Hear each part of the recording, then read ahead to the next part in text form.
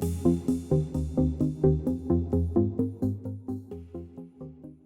hey everybody, welcome to ARE Live.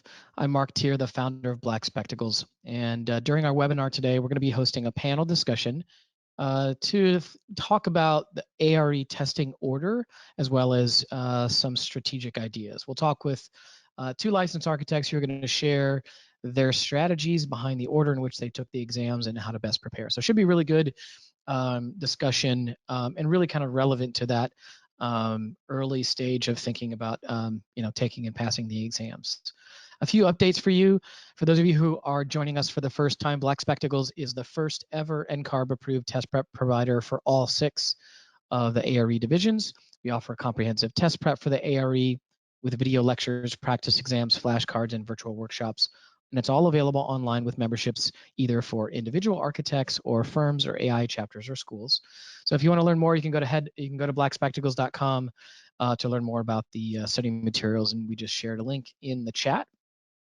One thing of note, we recently launched our ARE guarantee, which says we're so confident that if you use our expert membership to the fullest, which gives you access to all the tools that we have, that you're going to pass the ARE. And if you don't, we're putting our money where our mouth is and paying for you to retake the exam. So to learn more about how to qualify for the guarantee or to check out our individual memberships and to see what kinds of materials we offer, again, you can go to blackspectacles.com to learn more. And again, we just shared a specific link in the chat box as well. As I mentioned, we have group memberships, so to learn more about how you can get your whole firm on a membership, and as I like to say, have your boss pay for your access, you can go to blackspectacles.com and head to the pricing section where you can find more information about firms. Our next session for ARE Live will be on July 22nd of 2021. We'll review some of the most important concepts of the programming and analysis exam and share some extra practice exam questions as we review a mock exam with Mr. Mike Newman. So that's going to be a really good session. So if that's a exam that's coming up soon, certainly recommend registering for that here pretty quickly. Today we're going to be engaging exclusively on our online ARE community. So head over to that thread if you haven't already.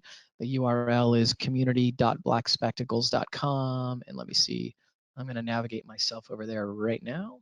So as you scroll down, you'll see there's a little big button there that says ARE Live, and pinned right to the top in the topics is today's episode. So if you click in there, that's where we'll be receiving and answering questions. One of our colleagues, Darian Ziegler, is going to be there with a couple of my other colleagues answering your questions. What's kind of fun is everyone who posts in this thread on our ARE community today will be eligible to win a free Black Spectacles t-shirt. So just go to this thread. All you have to do is just say hi on this thread here, and you'll be entered in to win a free t-shirt. And of course, we'll announce that at the end of the session, so please stick around to the end. The other thing we'll do is we will share a special discount on our Black Spectacles expert memberships at the end of the episode. So stick around for that coupon code at the end of the show. So let's get to business here. So our guests today, I'm very happy to welcome 2 very talented licensed architects, recently licensed architects. So they have really fresh knowledge about the whole process. Kat Hurd is an accomplished architect based in Seattle, Washington, who has been in the industry since 2013. She completed her AREs and became licensed in 2018. And she's worked with us here at Black Spectacles in a variety of roles since November of 2019, and has also been a member of NCARB's licensing advisory board since 2018. So welcome, Kat. Let's see here. And my second guest is Jordan Reed. Jordan graduated with her Bachelor of Arts in Architecture from Miami University in 2013 and got her Master's of Architecture in 2017. She began her ARE journey in 2018 and completed it just a few, about a year later, where she became a registered architect in Ohio. And also she's been working with us here at Black Spectacles since August of last year. So welcome, Jordan. Kat and Jordan, can you guys both hear me all right? Yep, sounding great. Thanks Awesome. for that introduction. Yeah, so let's jump in here. So let's take a look at this first question we have on our screen here. So, Kat, maybe I will start with you. When you talk about, or when you think about sort of your strategy in deciding on a testing order, now that you've done it and you've gotten through the whole process, what would be your recommendation for the right order? Definitely. So when I started testing, I decided to start with what I deemed for me personally, based on my experience, would be the most difficult exam, which again for me was PPD and PDD. Once I finished testing, I realized that I think the exams are in an order for a reason. Yeah. If I could go back and change the way that I tested, I would definitely start with practice and project management. And then I would probably move through in the order that NCARB lists the exam in, or the exams in, with one caveat. I typically break down the exams into practice-based and design-based exams. The practice-based being practice and project management, and then also construction and evaluation, since it deals a lot with contracts. So I would probably take those three first, and then I would move on to the design-based exams, the PA, PPD, and PDD. I think if I had tested in that order instead of starting with PPD and PDD, which are really kind of the two big mammoth exams, by the time that I would have gotten to those exams at the end of my studies, I would have already had a lot of the base knowledge required, just from studying for the other exams. And I think that that would have really kind of helped me keep a reasonable study schedule throughout all of the exams instead of front loading for these big exams at the beginning. Okay. Makes a lot of sense. Jordan, how about you? What would be your advice, or what has been your experience in a good order to take them in? Yes, so I took my test in the NCARB order. I was kind of a play it by the book person. But I would Uh-huh. recommend, again, like Kat, based on your experience, which ones to take first. So if I were to, do it over again, I had a little bit more design experience than I did practice experience. So I would have taken PA, PPD, and PDD first and then went back to the contract-based exams, so PCM, PJM, and CE second. Not that the order that NCARB, puts them in was more difficult for me, but having CE kind of at the end after the design-based exams, I kind of had to restudy a lot of contract stuff because I had taken PCM and PJM first. Got it. So that's an interesting thought, sort of based on your personal experience. So maybe focusing on taking the exams that you might have the most experience with first, to kind of get those under your belt, and then going from there. Am I following that right, Jordan? Yes, that's correct. And that's kind of what helped me decide my order that I did take them in. I had the least experience on construction evaluation. So because NCARB had listed that last, I decided to take them in the NCARB recommended order. Okay, makes sense. Well, if moving on to maybe our second question here, Jordan, when you think about exam grouping, are there any useful groups to think about? In other words, take this exam first and then this one. So take those two together. Are there any groups that you tripped on that you got a lot of benefit out of? Yes, for sure. I definitely think taking PA, PPD, and PDD together and in that order, it kind of works through how a project would go with SD and DD and CD. So it kind of makes sense, and there's a ton of overlap in content. So as you're studying for the bigger tests, you are kind of building on your knowledge base by taking PA first and then PPD second. And then for the same for PJM, PCM, or PCM, PJM, and CE in that order, because they also build on each other. You're learning how to run a practice and then how to run a job and then how Mm, to kind of close out a job. nice. Okay. Yeah, great. I thought that was a really interesting thing that NCARB did, where they tried to align these three exams, PA, PPD, and PDD, with the common design process that we're all sort of used to. I kind of wish they would have just used those acronyms instead of all these other ones, but interesting approach. Kat, what about you? What did you learn about exam grouping here? Yeah, I think Jordan really highlighted it well, that, the exams kind of line up with the phases of construction, kind of the way that and design the Yeah. way that she explained them. I will say the best advice that I ever got when I was testing was to do what I call leapfrogging my exams. And this is where you're going to work within one of those two groups, the PA, PPD, PDD, or PCM, PJM, and CE. And you don't study for two exams at once. I would say, at least for me, there was enough information that would have been a little too overwhelming. So what I did is I signed up for two exams at once, about 6 weeks apart, and I started studying for, let's say PCM. And then I would study for those 6 weeks, take the exam, and then pass or fail. I moved on to PJM because the exams overlap so much content area. By Yep. studying and testing for one, you're really building your foundation of knowledge for another. And that I failed 3 out of my 6 exams when I was testing. It happens, it's okay. But Yep. because I was doing this leapfrogging method, it helped keep my momentum up. And again, the exam grouping itself really helped inform studying for the next exam. Yeah, I totally agree with you. This is a similar approach that I use when I took the exams as well.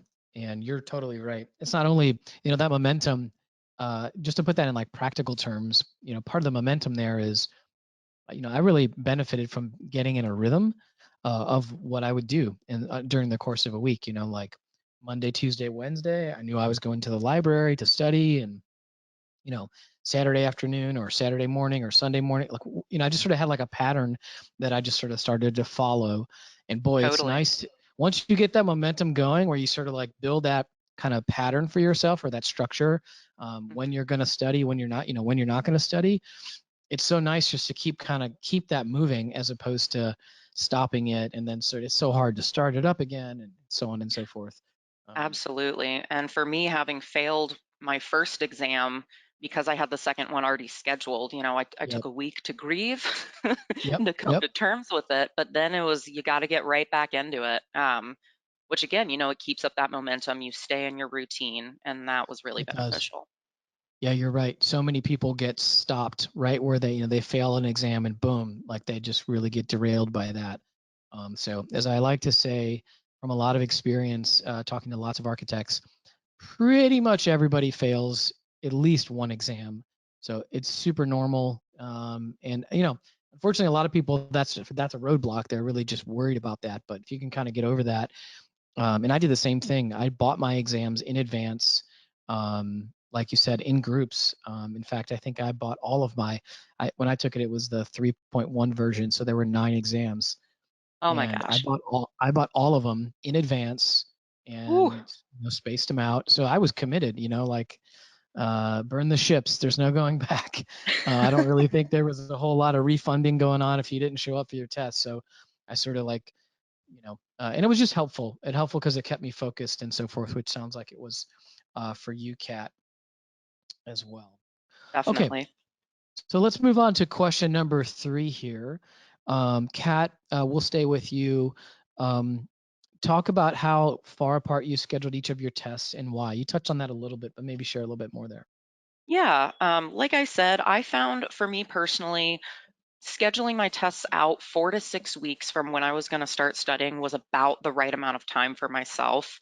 Again, it depended on the exam I was taking. Kind of like Jordan said, I didn't have as much CE experience as I did for something like programming and analysis. So I gave myself 6 weeks to study for that one. But I have found that I think 6 weeks is going to be the sweet spot for a lot of folks. Um, I know a lot of us have spent time on the NCARB forum or any other forum that says, well, I studied for 6 months and I still didn't pass. I think there's a reason why we don't want to be studying 6 months Yep. for a single exam. And Yep. that's because, what do you learn on day 6 versus day 81? I think that's a little too much time. But that 4 to 6 weeks, it was the sweet spot where I could get through all the Black Spectacles videos. I could do the practice exams. I could read some of the reference books. But it wasn't far enough in the future that I felt like I could just push it off and say, oh, I'm not going to study this weekend. I'll get it next weekend. Hmm. And it also having a shorter study time than something like 6 months, it keeps the overall testing process manageable because you're not going to be spending 5 years studying for these exams. It's going to be closer to a year if you keep up that 4 to 6 week study time. That's awesome. Thank you, Kat. Jordan, what about yourself? How did you manage sort of spacing out the exams, so forth? Yeah, so I did one a month, so that gives you about 4 weeks or so, as Kat suggested. And I did on the PDD and PPD schedule those a little bit closer, just because as a lot of people in the community have said, they have a ton of overlap. So I already felt like I was studying for PDD when I was doing PPD. But I think one a month was a good kind of pace. Again, agree with what Kat said. If you spread it out over too long of time, I feel like you forget what you learned on day one, and you're really Right. kind of dragging the whole testing experience out. And then Yeah. also, by doing one a month, if you do end up having not passed a test, you have to wait 6 weeks, but you can still have an interim test within those 6 weeks to take. So I found that, when I failed one of my tests, I could still take the next one kind of in my list that I had already scheduled, and I wasn't waiting to, take a test that I had failed. That's awesome. And maybe to add on to, or maybe to introduce two even more aggressive approaches. My story in getting licensed, I ran into an old friend of mine who he had gotten licensed right out of school. It seemed this was probably back in 2004, 2003, and I said, "Wow, how did you get licensed so fast?" Again, this is when there were 9 exams, and he's like, "Well, I just I took one exam every 2 weeks." And I was like, "What?" I'm like, "That's crazy." He's like, "No, it's not." He's like, "If you think about it, like, whether you give yourself 6 months or 6 weeks or whatever, you're only going to really study for 2 weeks." Um, and I don't know. The more I thought about it, I'm like, oh, that's kind of an interesting approach. Let me give it a shot. And I ended up that was the approach I took. I took one every 2 weeks. There were a couple of exams that the two structures exams from back then that were pretty intimidating to me. So I took like a 3 weeks to take those two exams. But it really worked, and it really moved me through everything really fast. And then to sort of get even more aggressive, what Mike Newman has said many, many times is that, and by the way, I'm not a good test taker by any stretch of the imagination, so I'm pretty average, so it's not like I'm a great test taker. But it did work. I ended up failing one of mine, so it helped me get on a good pace. But Mike Newman always says, when he's talking in one of his workshops, if he's like, if all of you people here, um, if you were MBA students, you would know just based on the laws of probability. He's like, some of you would just take the tests even without studying them. And yeah, it cost you some money, but um, just based on the laws of probability, you'd probably pass some of the exams, which would mean you wouldn't have to study for them. And just the process of going through taking the tests is really great preparation for those exams. So I always like to share that thought as a way to remind everybody it's just a test. And sometimes even taking those tests. I mean, many times you hear people talk about once they almost sort of need to take the test in order to kind of start to feel comfortable with it. Kat or Jordan, did you guys have any experience like that where almost by taking it you started to kind of get more comfortable with the exam? Absolutely. I think that you kind of touch on a really good point here where a failed exam is nothing more than a really expensive study guide. I failed my first two exams that I took, but by the time I had gotten through both of them, I realized I had already seen 1/3 of all the exams I was going to need to take. And that's really when I realized this is not, far out there, incredibly difficult information for me to amass. It's stuff that we touched on in school that I just needed to brush up on. So that definitely gave me a lot of confidence just having seen the actual exam itself when I Mm-hmm. went back in and retook those exams. Yeah, I would totally agree, especially after having failed my exam. The retake felt so much easier because Yeah. I had already done it once. I knew Yep. what to expect. of course I was a little bit nervous because I had already failed it previously, but I felt more confident, especially in that exam, because I had seen it before, just a different mix of questions. Yeah. I was talking to a good friend of mine last week who waited pretty late in his career to pursue licensure. And I think maybe a PPD or one of the big ones, PPD or PDD, he had failed, and he had scheduled the second one, and he's pretty high up in his company, and so he ran out of time to study. He didn't even study, and he was like, "Well, screw it. Like, I don't want to. I'm just gonna go take the test. I've already taken it once. I think I know this material anyways." And went in and passed the test. So sometimes just doing it once really does help. Jordan, if we go to the next question here, um, it's not an easy feat to take these exams while you're working at an architecture firm, but many people do it. What are some tips, or how did you handle, getting through your exams while you, were still working? Yes, I was lucky enough to have somebody else in my office that was also testing at the same Oh, time. nice. So we made sure to kind of hook up and have some lunch study sessions and ask some questions to each other, because he was already here, and when things came up in actual office life, we could kind of, hey, how would the ARE handle this, or what how's your understanding of this for testing?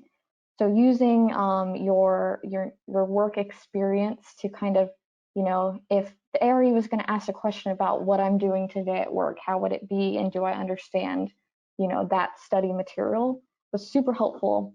And then also, just setting aside a time to study. I would take a break after I got off work for an hour or so to have some dinner and then sit down and get to it. I think having a dedicated time to study, so you're not saying, I can put this off until tomorrow, and then you never get through the material that you're wanting. That's great, Jordan. Kat, how about you?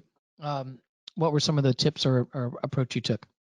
Definitely. I feel like I hear a lot of candidates rescheduling their exams or saying, I can't test right now because we have big deadlines at work. Right. Yeah, right. Um, the way that I kind of dealt with that was when I would schedule my exams, 6 weeks out or 4 weeks out, I would let people at my work know. Awesome. Yeah. I definitely let folks know, hey, I'm studying for my AREs, I'm taking them. I would always schedule my AREs for a Saturday, either morning or afternoon, so that I wouldn't have to take time off work. And again, scheduling 4 to 6 weeks out, that usually I could find a Saturday time. But what I would also do, because I was at a really big firm when I was testing, I think we had about 300 folks in my office in Seattle. During my lunch, I would just go study in our kitchen or our break room or our lunchroom. And I noticed that as people would circulate through, a lot of them would say, oh, what are you reading? What are you doing? And Mm-hmm. so kind of by word of mouth, a lot of folks in my office realized that I was pursuing my license and studying for my AREs. And people were very supportive in a way that I had not really planned on. I Mm-hmm. remember when I did fail that first exam, I was feeling really embarrassed, and everyone at work knew that I had tested. So I kind of had to come in, oh, how'd you do? And I was like, yeah, it didn't go so well. And that was a really interesting turning point for me, because all of a sudden there were so many supports around me saying, that's okay. I failed one too. Get up, keep going. We want to Yep. help you. So just by being open and honest about it, and honestly standing my ground a little bit sometimes. If it was the week before my exam and on Monday, my project manager would say, hey, we got a big deadline this week.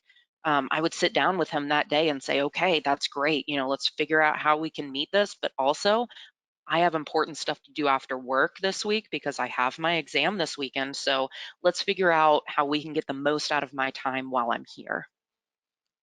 Yeah, I totally agree with your approach. Actually, both of you. I didn't, Jordan, I'm trying to think. I didn't necessarily have an ARE study buddy, but at the time I had a close friend and then of course my wife. The three of us, we would just go to the library together like 3 days out of the week, out of the work week.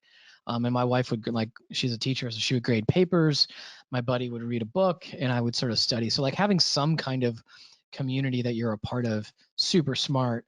Um, And yeah, I totally agree with you, Kat. I did something very similar. Like I was pretty vocal about pursuing my license, and especially right, like your project manager or the boss that you're sort of reporting to, letting basically like letting them in on what you're doing.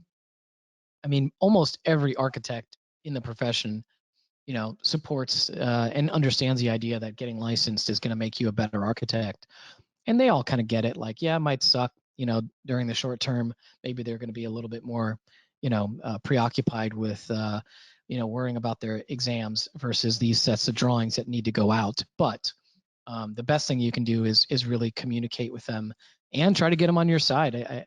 I'm thinking about, at the time my project manager, my boss was, um, I was sharing what I was doing with him, and yeah, and he kind of got excited about the fact that I was studying for it, and sometimes he would quiz me on stuff, and sometimes the work that we were doing, the drawings we were kind of going through, sometimes he would call things out and so forth that I was likely studying for. So So that's an interesting point, Mark, that I'd like to kind of follow up on, especially for the CE exam, because I didn't have a lot of experience with the contracts. I would go around and ask, questions that I would repeatedly fail on practice exams and see if there was someone in my office that might be able to give me a more thorough explanation as to, why the answer was A, not B. But I would caution folks to do that only because we are being tested in this in-carb utopian world where right. everyone uses the standard AIA contracts, where everything is done by the book. But at least for bigger firms, that's rarely how they actually operate. So I actually got a little bit confused when I would ask coworkers or project managers, like, hey, how would you go through this? Because they wouldn't necessarily do it the in-carb way. Mm-hmm. So I would like to just throw that in there as a caveat, just a lot of people have a lot of experience, but it might not be the same experience in-carb wants us to be studying for. Yeah, yeah, it's very true. That's a great point. And one other thought that's going through my head here is, in a way, sometimes, you might think of having a job as kind of an impediment to you getting licensed. But actually, if you think about, sometimes the structure of, you got to be at work at 8:30, and you got a lunch hour, and you're supposed to be done at 5:36. Like that structure, that time structure, you can kind of use that to your advantage. I remember, my wife would drop me off at work on her way to work every morning. So, there was this, I don't know, this is breakfast place I would go to every morning. I can still remember this, the thing I would get every morning I would eat over there. And it became like a ritual. Like I would go there every morning and I would study for 30 minutes. And then I would go for lunch, and then I would go study for 45 minutes, and then afterward I would go to a Starbucks, or I'd go to that library and study for an hour and a half.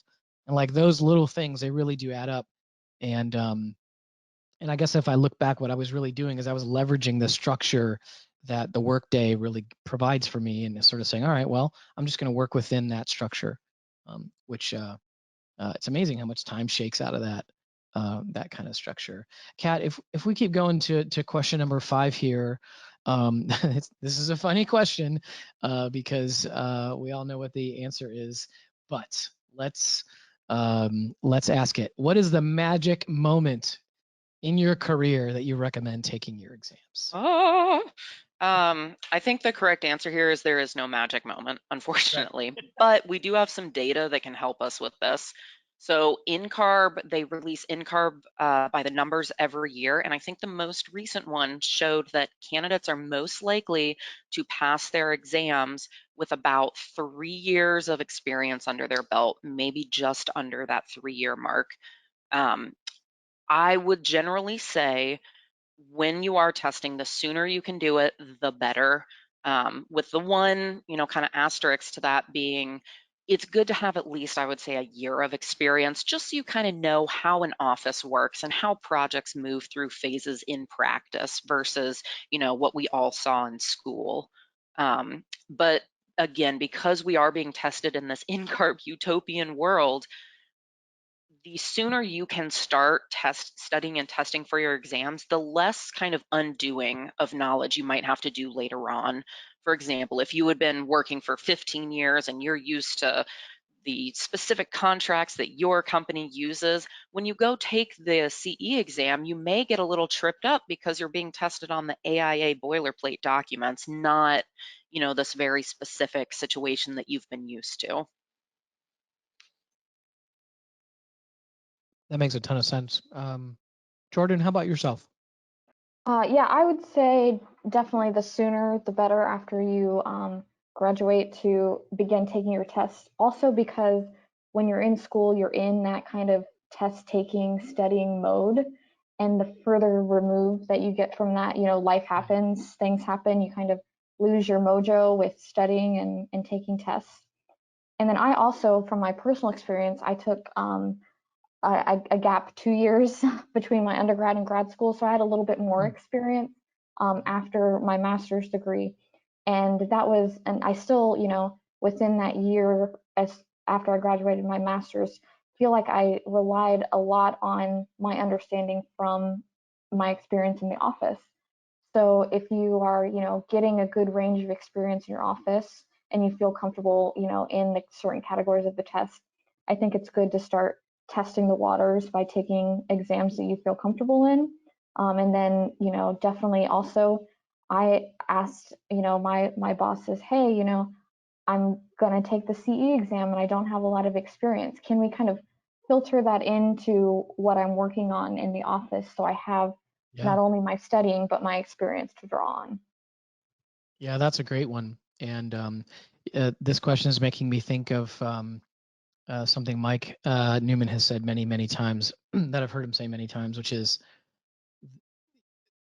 as you move throughout your career, your life only gets more complicated and more difficult to take the exams. And so, really, wherever you are in your career, in your life, now's probably going to be the easiest time in your whole life to take these exams versus waiting. And Kat, you're right. That's exactly what the NCARB numbers do show. Basically, a little bit of experience really does help. But Jordan, you're totally right. If you do it relatively quickly after school, you're still sort of in study mode. Doesn't feel that weird.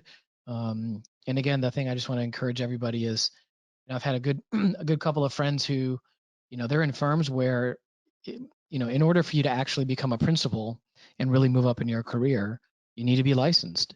And I had a good friend who, took one exam and it didn't go well, early on in his career, and sort of said, whatever, I'm not doing this. This is a pain in my butt.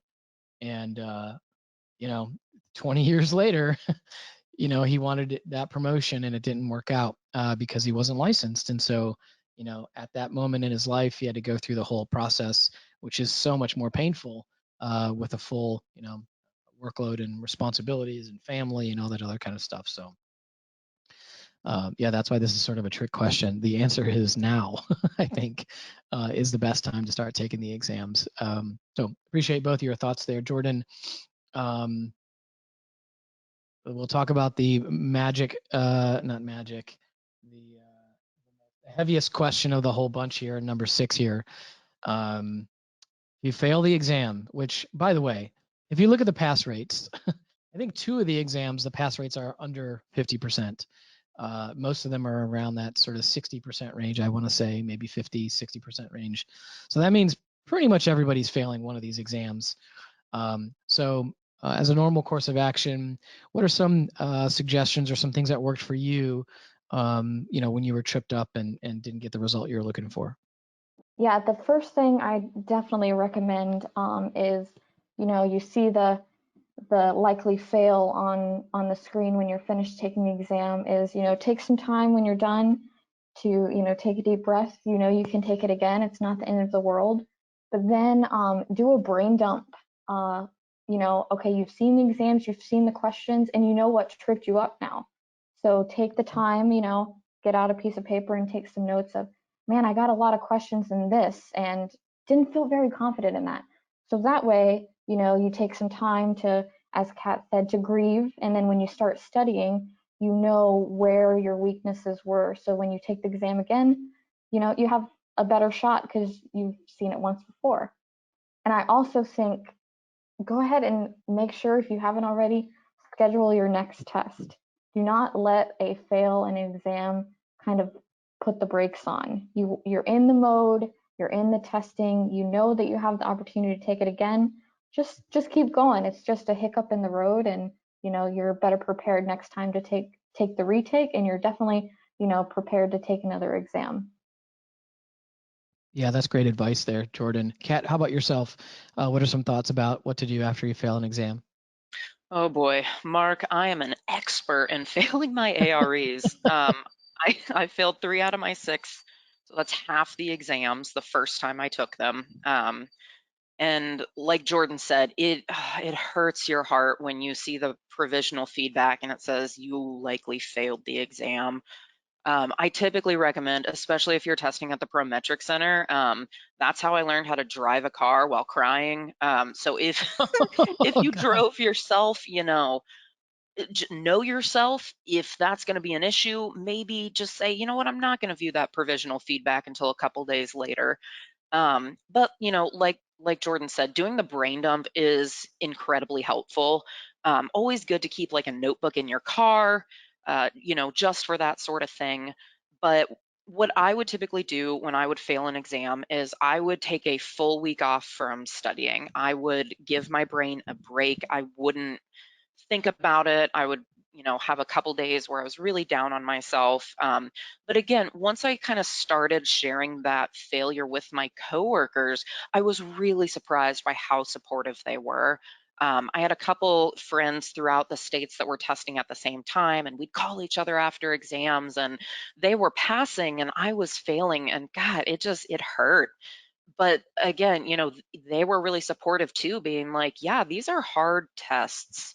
Um, and to kind of speak on what makes them difficult, I really don't think it's the content. If you have gone through undergraduate architecture school or a graduate architecture program, like 90% of this is not brand new information. There were a couple things that I did see that I was like, oh, I wouldn't have known that. But a lot of failing an exam is your testing strategy itself. These are really weird standardized exams. I had never taken one like it before in my life. So, like Mark said, the pass rate for a lot of these exams is right around that 50% mark. And I do not think it's because, they're so incredibly difficult. I think it's mostly the exam structure just being weird. So, when you do fail an exam, try to remember this is not a measure of your worth. This is not a measure of how good of an architect you'll be or how great of a designer you are. Right. This is NCARB wanting to ensure we can protect the health, safety, and welfare of the public. It's just a very baseline. We kind of like doctors, we want to make sure you're not harming people, not intentionally, but accidentally. So really try not to take it personally. These are hard exams. If you fail, you are part of a very large club of people that will offer you nothing but support. That's great, Kat. And what's going through my mind is so when I took these exams again, 2004 and 5, there was no provisional. It was a computer test, but there was no sort of provisional information. Mhm. And so you would leave the testing center having no idea how you did. And then maybe 3 or 4, 5, 6 days later, you would get a letter in the mail. And Ooh, so because of that, I would take the test. And like you say, I would maybe take a day and sort of like shake it off and then get straight back into studying because I wasn't going to find out for, basically a week anyways. And then, yeah, I mean, when the letter comes and it said fail, that's a nice punch in the mouth. Um, but at that point, I was already in the middle of studying, right? So for me, it wasn't like, well, there wasn't a lot of time to really kind of like spend thinking about that failed exam. I was like, well, that sucks. I'm already working on the next one. So I guess I'll just keep going. So definitely. I didn't know you could sort of choose to review the feedback or not choose, or to not view it. So that's an interesting thought. Maybe if maybe don't, maybe wait till you get home. Maybe give it a couple of days and then look. Although, if I'm honest with you all, I'm not sure if I could if I could wait. Yeah, there is something to be said for kind of, knowing yourself before you choose Right. whether or not to review that provisional feedback. Another thing that I do want to point out, because I feel like it's probably not talked about enough, is I deal with depression and anxiety, and so receiving those fails could be really Uh, devastating. So what I yeah. learned was a really great way to kind of unwind after the exam, pass or fail. Before I would take that exam, I would schedule what I was going to do later that day or later that evening. And it was usually watch a movie or hang out with a really close friend or, FaceTime with a really close friend, something that was going to be comfortable and supportive for me afterward, regardless of how I did on the exam. Yeah. 100% agree with that, Kat. I definitely made sure, I liked morning exams. That was just how I took them. But I always knew that I would go out and treat myself to lunch, indifferent of what my feedback said. So keep on moving. That is awesome. And you know what's funny? um, Josh Mings, who's been one of our collaborators over the years, he used to share with us that after he took one of his exams, he would go to the Lego store and buy like some killer Lego set and take it home, and that was like his way to celebrate. So, and That's same thing, awesome. he didn't know if he passed or failed. He would just, no matter what, like you say, he already sort of had figured out what he wanted, which one he was going to buy, and he would go afterward and get it and enjoy I guess putting it together. So these are great things to think about because if nothing else, you're investing a ton of time in trying to learn, like you're saying, Kat, sort of the standard official ways to practice architecture. And even if you don't, pass on this iteration, you still invested a lot of time in learning those things. So celebrate your effort. And it also helps keep your spirits up, even if you kind of do get that gut punch. At least you kind of try to tend to your personal well-being by celebrating a little bit. All right. So then, Kat, let's stay with you as we go to question 7 here. As you all likely know, NCARB has made the exams available online now, which is a interesting and quite useful approach for many people. Kat, what kind of advice would you give to people who are considering taking the exams online at home? Absolutely. The best advice I could give anyone doing that is schedule a test run. So this is a service that NCARB offers for free. I think it's a 30-minute window where you will set up your environment like you're going to be taking the exam, and a proctor will come on and they will check all of your systems. They will check to make sure your webcam is good. They will check to see the environment you're testing and whether or not that meets their criteria. And possibly the most important reason for doing this, and I only found this out recently, is a lot of computers and even some internet providers, if your camera is constant, your webcam is constantly on and someone is remoting into it to see you, some computers and internet providers view that as your computer being hacked, and that they will, shut down your computer at a certain point or turn that off or throw up a firewall to help prevent what's happening, even though that's what you're doing intentionally. So if you schedule this test run, the proctor will check for all of that. They will check the back end to see if that's going to happen. I've talked to a few people recently that, 2/3 of the way through their online exam, that's exactly what happened. A firewall went up, they lost connection, and therefore they were not able to finish their exams. So please, please, please schedule that test run. There's a button now on your NCARB account. When you go to schedule an exam, it's under your exams tab. It's right at the top and it says schedule a test run. Definitely do that. I really think that that's your best chance at not running into technical difficulties on the exam itself.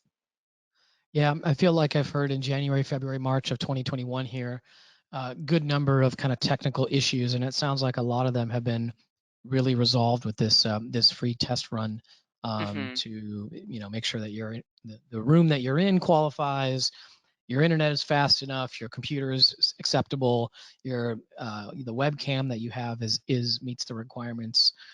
It really does introduce a good number of things that we might be a little annoyed by, like, really, my internet works fine all day long. Why do I need to run a test? What a great example there, Kat, for why you might need to run a test. So definitely double thumbs up for using the free test run. Jordan, how about you?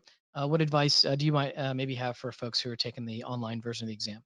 I think a great thing with taking the exam online is that you're kind of in your own space and you're comfortable. So utilize the space that you plan on taking the exam in online as your study space. That way, when you go in there, you're getting in that mindset of, hey, I'm taking the test, especially if you're going to take a practice exam. Treat it like a real exam. You know, it's going to be in that room, online, on that computer. So it's kind of like a freebie, you know, run through of an actual testing scenario. Then you can be more comfortable and notice, you know, hey, the lighting is not too great. Let me switch this up. Or, you know, I need to get a more comfortable chair. You have the opportunity where when you're in a weird test center, you don't have. So taking your exam online has the benefit of, you know, being in your own space. And then I also think because of the switch away from the scratch paper, practice without your scratch paper. Practice taking notes on the whiteboard, practice taking the practice tests with the whiteboard, because you don't want to be learning in a scenario that is not going to reflect what your test day is going to be like. So, you know, get yourself in the mindset and take some practice exams as if they were real exams, especially because you have the benefit of you know, when you do schedule a test, that's the space you'll be in, that's the kind of mindset you'll be in, and I think it's beneficial for sure. You know, I I'd think agree with that, Jordan. And I wanted to bring up one other thing that I wish that I had known before I started testing, because I know you have to do this at home as well if you're going to test online. I have, for as long as I can remember, I wear a ring on one of my fingers, and it's not a wedding ring. Um, and I always had to take that off when I would test, because you're only allowed to keep, you know, a ring on if it is a wedding ring. wow. And so that really threw me off, because it felt like something was missing from one of my hands. So that's a really good point, Jordan, to, you know, really prepare. So if you're like me, if you always wear a piece of jewelry, you know, get comfortable not wearing that, because the Prometric Center or the proctor may require you to take it off. It's making me think about the Lord of the Rings. Like, what are they thinking, that like you have a ring that talks to you or something? You know, I think that people have just gotten really creative in the ways that they sneak notes in, I guess.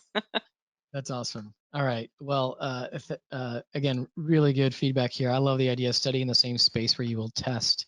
That's a really good one. Of course, I have to give a shameless plug for Black Spectacles. Our practice exams do have the whiteboard. We actually use the exact same whiteboard software that NCARB uses.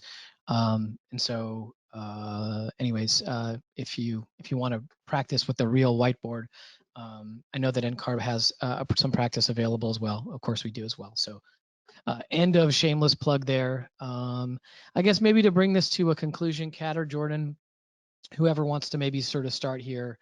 In general, you know, we're talking here about test taking strategies. We're talking about, you know, kind of the right cadence about taking the exams online. You got a lot of people who are listening to us right now who are thinking about taking these exams. Probably a lot of people who are thinking about taking the exams for the first time. I think this topic is super relevant to people who haven't quite taken a test yet. So what's your, you know, maybe high level advice? And Jordan, why don't I start with you? High level advice for folks who are thinking about taking the exams. I would definitely say schedule an exam. It's hard to kind of get the motivation to study and kind of take that leap forward. And for me, if I had something on the horizon that I was reaching towards for the goal, that kind of gets you started. So, you know, jump feet first in, schedule your test when you feel comfortable scheduling it, and then start studying. You know, like we've mentioned before, you know, these are not the pass rates for exams. You may fail an exam, but just keep going. I think, you know, the first step is getting one under your belt, pass or fail, and getting that, you know, scheduled on the horizon is good to motivate you to start studying. That's great, Jordan. Thank you. Kat, how about you? Yeah, I would definitely agree with that. I remember when I was first looking at taking my exams, it felt like I was standing at the base of a very tall mountain. And I was like, oh, this is going to be so difficult and grueling. But when I actually started studying and testing, I was kind of like, this is not as bad as a lot of people on the online forums make it out to be. So believe me, I empathize with everyone who's like, oh, this is going to be so difficult and I'm so anxious about it. But like Jordan said, just start, just get in. That's really the best way to find out that, you do know a lot of this information. Anyone who has been through an architecture program does, I promise. It's definitely not as scary once you start. I think starting is the hardest part. So like Jordan said, just schedule an exam, schedule it for 6 weeks out, and really just force yourself to get into it. That's awesome. Well, thank you, Kat. Thank you, Jordan. I appreciate both of you sharing your experiences with us. I know incredibly valuable. Thanks everybody for tuning in. As I mentioned, at our next ARE live broadcast on July 22nd, we are going to review some of the concepts and do a mock exam for programming and analysis with Mike Newman. So that's going to be a really good one. You'll get to kind of practice answering those questions, and then we'll go through them during the session with Mike. We just posted a link in the chat box, so you can use that, or go to blackspectacles.com/ARE-live to sign up for that. As I mentioned at the top of the webinar, we've launched our ARE guarantee. We're confident that if you use our expert membership to the fullest, which has all the study tools that we have, that you will pass the ARE. And if you don't pass, we'll pay for your retake. So if you want to learn more about how to qualify for the guarantee, you can go to blackspectacles.com, and under the ARE prep heading, you'll find a section on the guarantee with all the details there, because there's a number of things that you're going to need to sort of do to make sure that you qualify for that. So that link we just shared as well. And I mentioned that if you want to get your whole firm on a membership and have your boss pay for it, same thing, go to blackspectacles.com, go to pricing section, and you can learn, you can request more information and meet with our colleagues, AJ and Heather, to understand how that might work for your firm. The lucky winner of our Black Spectacles t-shirt, which is someone who posted in our ARE community, is Francisco F. So Francisco, we will reach out to you via email to get your size and shipping information. Thank you for posting in our ARE community. The thing I want to mention, although we're sort of using our community as a great way, trying to create some awareness for our community by connecting that with this free t-shirt. The thing I want you all to know, though, is it's not just for that. We've developed our ARE community as a place where you can go to get questions answered when you're stuck on something, or you're wondering about something, or something doesn't make sense to you. Go there. We have experts who log in there regularly, answer questions. It's also a great place to find inspiration, especially kind of when you get kicked in the teeth with maybe a past result, or you're just frustrated and down about studying. Great place to find inspiration of people who've done it before you. So again, that's my my double call out for our ARE community. If you're planning on using the summer months to study for the ARE, we're offering a 15% discount on our expert memberships to give you the opportunity to get licensed this year. So you can use the code you see right here, ARELIVEJUNE15, to get 15% off any of our expert memberships, and that's the one that comes with a guarantee. So that's could be a really great one for you. Let's see, that coupon expires when our next episode airs, which is on July 22nd. So you're ready to start studying, head over to blackspectacles.com to sign up and use that coupon code. And then finally, please be sure to stick around for a couple of minutes to take our survey after I'm done here, and share any suggestions that you might have. If there's an idea you have for an ARE Live, or some people you want to hear from, or a topic you want to hear about that you wish we would cover, please share it in that survey. I promise we read every word that you all write and use those to tune our next episodes. Thanks for watching.